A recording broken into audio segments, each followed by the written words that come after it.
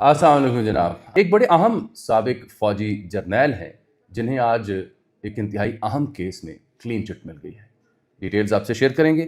फिर एक यूट्यूबर है डक्की भाई, उनका जिक्र भी आप सुनते आए हैं हमारे वीलॉग्स में भी, इलेक्ट्रॉनिक मीडिया में, सोशल मीडिया में, वीलॉग्स के ऊपर भी। उनके लिए खैर की खबर है कि अचानक उनकी ज़मानत मंजूर हो गई है। कैसे हुई, क्यों हुई, मामला फ़हमी क्या हुई, कुछ अंदर का खोज हमने भी ढूंढने की कोशिश की है, वो आपसे शेयर करेंगे।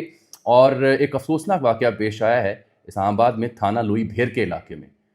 यानी ऐसी मैंने वीडियो देखी और ऐसी वारदात है कि बयान करने के लिए मेरे पास लफ्ज़ नहीं है कि एक मसाज सेंटर पे काम करने वाली खातून के एक शख्स ने जैसे उसके बाल काटे, जो दरिंदगी का निशाना बनाया उसे, यानी मेरे पास लफ्ज़ नहीं है। उसकी डिटेल मैंने इकट्ठी की है, कोशिश मैंने की कि एसएसपी हैं उस इलाके काजी अली और एसएचओ हैं फवाद नामी पुलिस इंस्पेक्टर, उनसे भी रब्ता किया है। और डिटेल्स आपसे मैं शेयर करूँगा कि ये इंतहाई अफसोसनाक वाक़या कैसे पेश आया। फिर आप ज़िमनी इलेक्शन भी देख रहे हैं, वो तो कहानी पिट चुकी। पीटीआई का इल्ज़ाम, नून लीग क्या कह रही है, लेकिन खबर 28वीं तरमीम है होने वाली इसके बाद, उसमें बंदोबस्त अगला तैयार हो रहा है, उसमें हम बात करते हैं। लेकिन सबसे पहले ज़रा मैं ये थाना लोई भीर का वाक़या आपको बयान कर दूँ। ये चूँकि बहुत ही अफसोसनाक वाक़या है, सियासत पे तो हम बात करते ही रहते हैं। ये इत्तला मैंने देखी कि हमारे सहाफ़ी हैं इसरार अहमद राजपूत, उन्होंने ख़बर दी, और फिर किरण नाज़ साहिबा सीनियर एंकर उन्होंने ख़बर दी। फिर मैंने देखा कि इस्लामाबाद पुलिस ने भी इसके ऊपर ट्वीट कर रखा है अपने ऑफिशियल हैंडल के ज़रिए। जो एसएसपी है, एसएचओ, उनसे भी मुसलसल रब्ते की मैंने कोशिश की, अभी तक उनका जवाब आया नहीं है। ये हुआ ये है कि ये लोई भेर का जो इलाका है, एक तरफ इस्लामाबाद एक्सप्रेस वे लगती है, एक तरफ बैरिया टाउन लगता है, एक तरफ स्वां रिवर है। तो वहाँ पे मसाज सेंटर जिसका नाम एसके सेंटर बताया जा रहा है, वहाँ काम करने वाली जो ख़वातीन थी उनमें से एक खातून जिसकी वीडियो वायरल हुई, और वीडियो वायरल होने के बाद पुलिस हरकत में आई है। अब ये जो बंदा बदबख्त, मैं वो वीडियो नशर नहीं करूँगा, ये उस काम करने वाली लड़की के जिस तरह से बहीमाना तरीके से बाल काट रहा है और जिस जुल्म सितम का उसे निशाना बना रहा है, जिस बर्बरियत का मुजाहरा कर रहा है, वो असल शय जो देखने के बाद तकरीबन मेरे औसान ख़ता हो गए। और लोगों ने सोशल मीडिया पर जब वीडियो आई तो पुकारा कि पुलिस कहाँ है। ये जो शख्स वीडियो में आपने देखा होगा, इसका नाम अनीस बताया जा रहा है मुबैना तौर पर। मसाज सेंटर का नाम एसके है, लोई भेर का इलाका, और वहाँ पे ये 2-4 ख़वातीन के नाम भी लिखे हुए हैं, और 3 अफराद हैं, दिलअवेज़ और अरमान ख़ान बशमूल ये अनीस। इन्हों के बारे में दावा किया जा रहा है कि ये इनका सेंटर भी है, ये मालिकान भी हैं, और इन्होंने आके उन ख़वातीन को मजबूर किया मुबैना तौर पर कि जो भी हमारे क्लाइंट आए उनको प्रॉपर फैसिलिटेट किया जाए। यानी ये घटियापन की हद ये है कि तो वो वहाँ पे मुलाजमत करती हैं, जो भी कामकाज करती हैं, उनको मजबूर किया जा रहा है कि वो प्रॉपर फैसिलिटेट करें। मैं अब मज़ीद लफाजी में या मज़ीद घटिया जुमलों का इस्तेमाल करने से गुरेज करूँगा, क्योंकि अभी तक ये जो खातून है जिसके बाल काटे हैं, ये कहाँ है इसका पता नहीं मिल पा रहा। और जिस बदबख्त ने, जिस जानवर ने ये बाल काटे और जो उल्लू के पट्टे वीडियो बना रहे हैं फिर वायरल कर रहे हैं, इनका भी कोई पता नहीं है।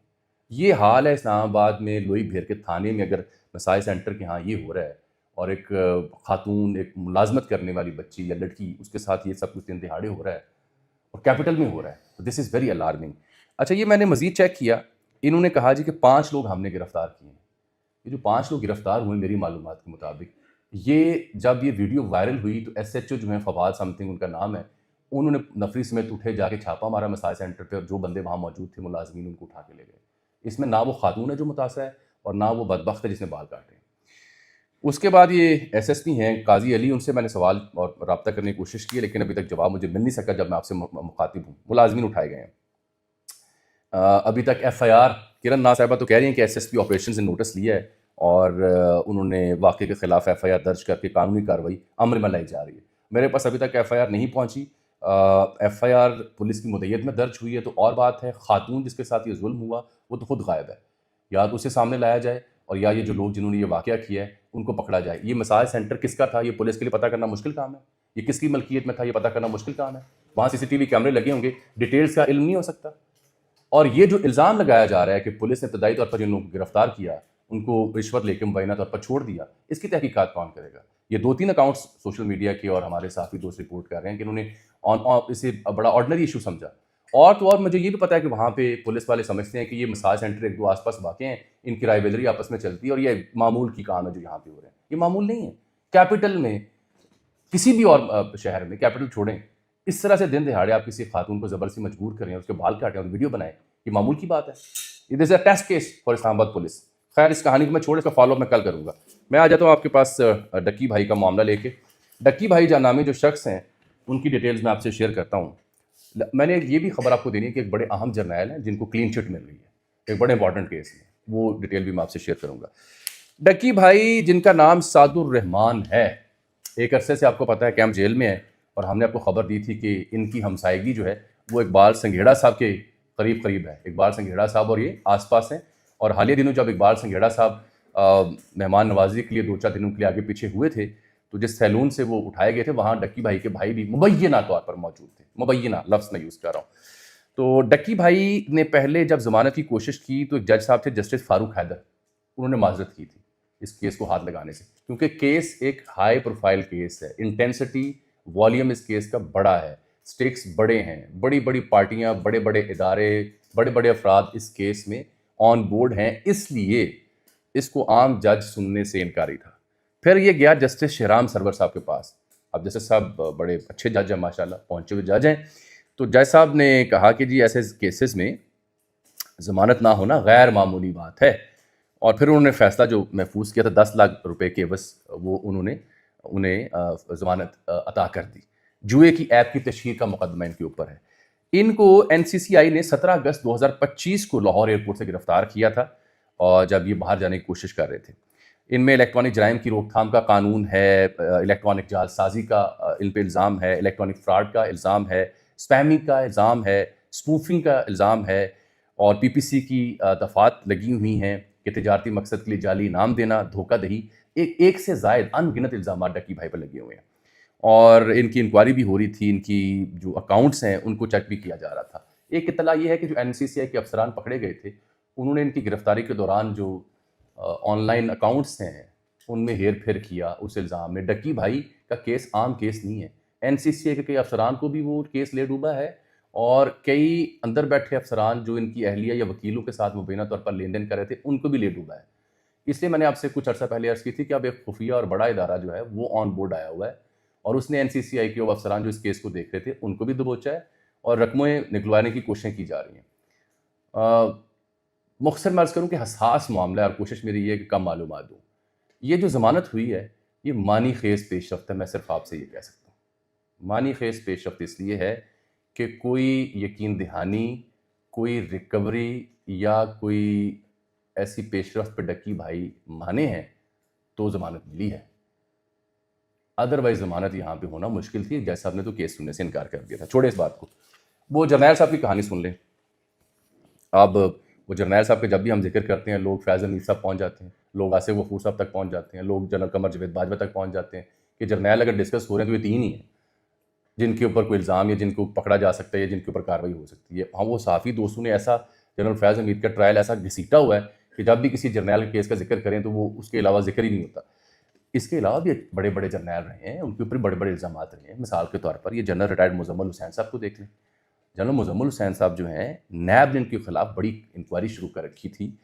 سابق چیئرمین وابڈا یہ رہے ہیں. تربیلا 4 نامی جو پروجیکٹ تھا اس میں 75 کروڑ 30 لاکھ ڈالر یعنی کوئی 212 ارب کی کرپشن کا الزام تھا. 212 ارب روپے کی کرپشن کا الزام تھا ان کے اوپر.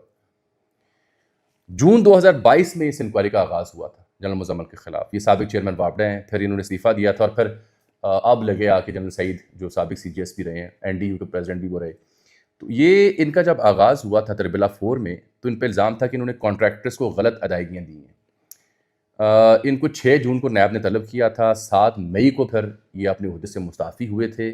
ان کو نواز شریف صاحب نے اگست 2016 میں چیئرمین وابڈا تعینات کیا تھا، اور جب پی ٹی آئی گورنمنٹ آئی تھی، خان صاحب کی گورنمنٹ آئی تھی تو انہوں نے ان کی مدت ملازمت میں توسیع کی تھی. یہ میں آپ کو آن ریکارڈ بتا رہا ہوں. لیکن پھر جب انکوائری شروع تو انہوں نے استعفیٰ دے دیا تھا اور کہا کہ ذاتی وجوہات کی بنیاد پر استعفیٰ دے رہا ہوں. لیکن ان کو اب اس انکوائری سے یعنی بری ذمہ قرار دیا گیا ہے. بتایا جا رہا ہے کہ کرپشن ثابت نہیں ہو سکی، اور یہ اب بری ذمہ قرار پاتا ہے. جو لوگ جنرل فیض حمید کے ٹرائل کا انتظار کر رہے ہیں ان کے لیے خبر یہ ہے کہ چند روز اور انتظار فرما لیں. یہ معاملہ بھی باہر تکمیل تک پہنچنا ہے. جانے سے پہلے یہ جو الیکشنز کی کہانی ہے یہ بھی سن لیں. ضمنی انتخابات، بات یہ ہے کہ ہمارے پی ٹی آئی کے دوست اور نون لیگ کے دوست، ان دونوں سے مخاطب ہونے کا مطلب ہے کہ آپ یعنی لا حاصل گفتگو کر رہے ہیں. عابد شیر علی صاحب جس طرح ٹھپا لگا رہے ہیں، یا طلال چوہدری صاحب جس طرح سے گاڑی پہ چڑھ کے ایسے ایسے کر کے جشن منا رہے ہیں، بندہ پوچھے آپ سلطان رہی اور مصطفیٰ قریشی کی فائٹ جیت کے آئے ہیں، مقابلے میں کوئی تھا نہیں، کون سا الیکشن آپ نے جیتا ہے؟ اور پی ٹی اے کے دوستوں سے اگر بندہ بات کرے کہ آدھا تیتر آدھا بٹیر والی کہانی آپ نے کیوں کی، وہ بھی مائنڈ کرتے ہیں۔ اور جو لوگ پی ٹی اے کے حامی ہیں وہ چاہتے ہیں صرف پی ٹی اے کے حق میں کوئی صحافی بات کرے گا تو وہ ٹھیک ہے، اور جو نون لیگ کے حامی ہیں وہ کہیں گے نہیں ہمارے حق میں بات کرو تو ٹھیک ہے۔ اور بھائی کوئی دوسری بات بھی سنو نا کہ ہوا کیا ہے، ہوا کیا ہے میں بتاتا ہوں آپ کو۔ پی ٹی آئی کی یہ پالیسی آدھا تیتر آدھا بٹیر یہ مایوس کن رہی ہے ورکرز کے لیے بھی اور نتائج کے اوپر بھی۔ جب آپ نے 10-11 حلقوں میں بائیکاٹ کیا ہوا ہے تو پھر آپ نے ہری پور میں اور 129 لاہور میں حماد اظہر والی جو میاں اظہر والی سیٹ تھی وہاں پہ الیکشن کیوں لڑا؟ کیا یہ بات آن ریکارڈ نہیں ہے کہ عمران خان نے قیادت کو کہا تھا کہ ضمنی کا بائیکاٹ کرنا ہے؟ اور پھر دوسری بات یہ کہ جب آپ نے الیکشن لڑے دو ہری پور کا، تو جس چیز کے خلاف پی ٹی آئی کھڑی ہوتی ہے وہ کیا ہے؟ موروثیت۔ مثال کے طور پر میں آپ کو ڈیٹیل اگر بتاؤں آپ سن کے حیران ہو جائیں گے۔ یعنی عمر ایوب صاحب نے اپنی اہلیہ کو کیوں کھڑا کیا؟ اور حماد اظہر صاحب کے اہل خانہ سے بھی کسی نے کھڑا ہوتا لیکن انہوں نے اپنے بھتیجے یا بھانجے کو دے دی ٹکٹ، کیوں کیا؟ میں آپ کو موروثیت کی ذرا واقعہ سناتا ہوں۔ فیصلہ آباد میں رانا ثناء اللہ صاحب کے داماد ہیں رانا احمد شہریار، وہ جیتے۔ وزیر مملکت طلال چودھری صاحب کے بھائی ہیں بلال بدر، وہ جیتے۔ سابق وزیر ہیں مناظر رانجھا، ان کے بیٹے سلطان رانجھا، وہ جیتے۔ سابق ایم پی ہیں کرنل نسیم نیازی، ان کے بھتیجے ہیں علی حیدر نیازی، وہ۔ سابق وزیر اختر نواز خان کے بیٹے بابر نواز، کون؟ ہری پور والے۔ سابق وزیر راجہ ریاض، وہی مشہور راجہ ریاض، ان کے بیٹے راجہ دانیال۔ چودھری طفیل جٹ اور ان کے بھائی حنیف جٹ نون لیگ کے ممبر اسمبلی منتخب ہوئے سے ضمنی الیکشن میں، اور عطا تارڑ صاحب کے جو بھائی ہیں بلال تارڑ وہ پہلے ہی بلا مقابلہ منتخب ہو گئے۔ مجھے تو یہ لگ رہا ہے کہ نون لیگ کو لگتا ہے یہ آخری باری ہے، تمام رشتہ دار عزیز و اقارب بہن بھائی بھتیجے داماد سب کو منتخب کروا لو۔ تو جب پی ٹی آئی موروثیت کے خلاف سیاست کرتی ہے تو کیا ضرورت تھی عمر ایوب صاحب کو اپنی اہلیہ کو ٹکٹ دینے کی؟ کسی عام ورکر کو دے دیتے۔ وہی عام ورکر جیسے سہیل فیدی، مینا خان، یہ کھڑے نہیں ہوئے، جیتے نہیں ہیں۔ اور کے پی میں اگر آپ ہری پور میں الیکشن ہارے ہیں جو کہ کہہ رہے ہیں آپ کی دھاندلی ہوئی ہے، اس کے باوجود میری کچھ پی ٹی آئی کے انٹرنل سرکل سے بات ہوئی، انہوں نے کہا یار یہ پہلے سے ہمیں بتا دیا گیا تھا کہ الیکشن آپ کو نہیں جیتنے دینا۔ اور ورکر جو ہے وہ اس لیے ڈسہارٹن تھا کہ بائیکاٹ کرنا یا نہیں کرنا، اور عمر ایوب صاحب اپنے ہی گھر میں سیٹ رکھ رہے ہیں۔ یہ دو وجوہات تھی، یہی صورتحال لاہور کی تھی 129 کی۔ ٹرن آؤٹ وغیرہ بہت ہی کم تھا، جو عوام کا اس پورے منظر اس پورے سسٹم سے ٹرسٹ نہ ہونے کا ثبوت ہے۔ یہ کہنا کہ نون لیگ نے کو بڑا مارکا مارا ہے، میں ایسے نہیں مانتا، اس لیے کہ جب مقابلے میں کوئی ہو نا تو کیا مارکا مارا ہے؟ ٹرن آؤٹ دیکھ لیں کیا ہے، بائیکاٹ کیا ہوا پی ٹی آئی نے۔ لیکن میں پی ٹی آئی کو سنا رہا ہوں کہ بائیکاٹ نہیں کرنا چاہیے تھا، یا تو ٹھوک بجا کے مقابلہ کرتے، اچھا ہوتا یا برا ہوتا، تاکہ ورکر موٹیویٹڈ رہتا۔ اب اگر آپ نے نومبر میں احتجاج کرنا ہے دسمبر میں، تو ورکر کے پاس کیا پیغام جا رہا ہے؟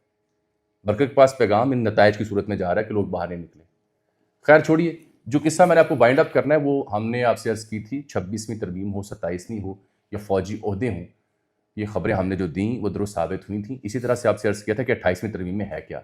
ہم نے عرض کی تھی کہ 28ویں ترمیم پیپلز پارٹی کے لیے پرابلم کرے گی، این ایف سی ہوں، صوبے ہوں، بلدیاتی معاملات ہوں، ان کے اوپر بات آنے جا رہی ہے۔ ایک بڑی خوفناک ڈیولپمنٹ یہ بھی ہے، کچھ لوگوں کا ماننا ہے کہ یا تو 2026 میں قبل از وقت الیکشن ہو سکتے ہیں اور نون لیگ کو 2/3 اکثریت مل سکتی ہے، یا پھر خان صاحب کو سزا دلوانے کے بعد اس اسمبلی کو 7-8 سال کا مزید ٹینیور دیا جا سکتا ہے، یعنی اس کی مدت میں اضافہ کیا جا سکتا ہے بذریعہ آئینی عدالت۔ لیکن کنور دلشاد صاحب جو سابق سیکرٹری الیکشن کمیشن رہے اور نگران دور کا حصہ بھی رہے، وہ چونکہ پہنچے ہوئے شخص ہیں، اہم لوگوں سے ان کے رابطے ہوتے ہیں، انہوں نے لکھ دی 28ویں ترمیم کے بارے میں وہ سب جو ہم وی لاگ میں ڈسکس کر رہے تھے۔ مثال کے طور پر کہ جو صدر کو حالیہ ترمیم میں استثناء دیا گیا نا، وہ آئینی عدالت میں چیلنج کیا جا سکتا ہے بصورت دیگر پیپلز پارٹی سے، صوبے ہوں، این ایف سی ہوں یا بلدیات، اس پہ تعاون مانگا جائے گا۔ یہی خبر ہم نے آپ کو دی تھی، اور یہ آج انہوں نے لکھا ہوا ہے نئے صوبے آرٹیکل 239 میں ترمیم اور این ایف سی اور صوبائی وفاقی اختیارات کو بہتر کرنا، یہ اس کا حصہ ہے۔ مجھے آج کے لیے اجازت دیجیے، اللہ حافظ۔